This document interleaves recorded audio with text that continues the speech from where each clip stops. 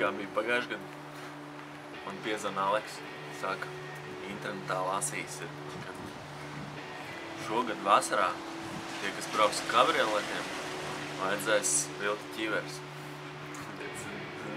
Es noticēju, nopietni.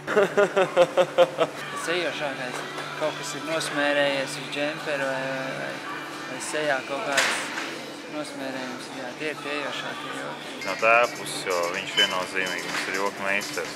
Kādi 7 gadi, tad, teiksim, tētis pateica, nu, ka pie telefona stāv šokolāde, un tad mēs mudīgi no gultām augšā un aizjām nekādas šokolādes nav. Baigā vilšanās, bet, nu, tā. Vai nu, ka zilonis skrien pa lauku. Jā. Tas arī ticamības moments bija ļoti liels tēvam.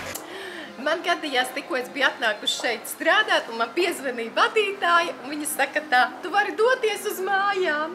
Un es tik sērīgi, kāpēc? Ko es esmu izdarījusi? Ha, ha, ha, vadītāji saka, aprīļa joks. Parasti sanāk tēti visvieglāk, viņa tur kaut ko pateikt, kaut kas noticies mašīnai ārā vai kaut kas tam līdzīgs, tad viņš skrien ārā, tad puspliks un skatās, kas viņam ir noticis.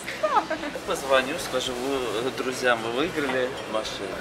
Или сам позвоню, скажу, ты выиграл машину. Или я там выиграл путешествие, подруге говорю, я выиграл путешествие в Египет.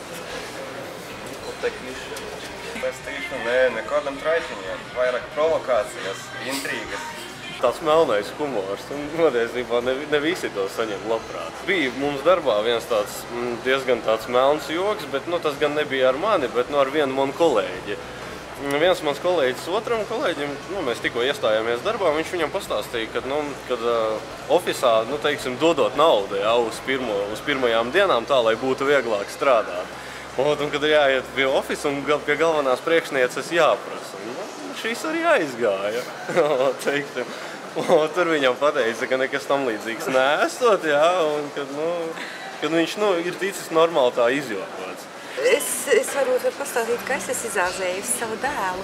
Es viņam piezvanīju, ka Robertiņ, klausies, man tās padomas vajadzīgas, es vinnēju bingo.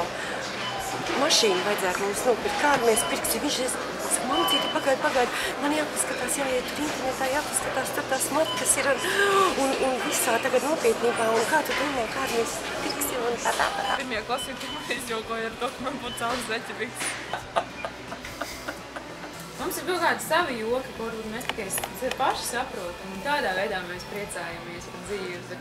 Tā, ka speciāli Sandra, tu kādu izjoko? Jo man nepatīk, ka man izjoko.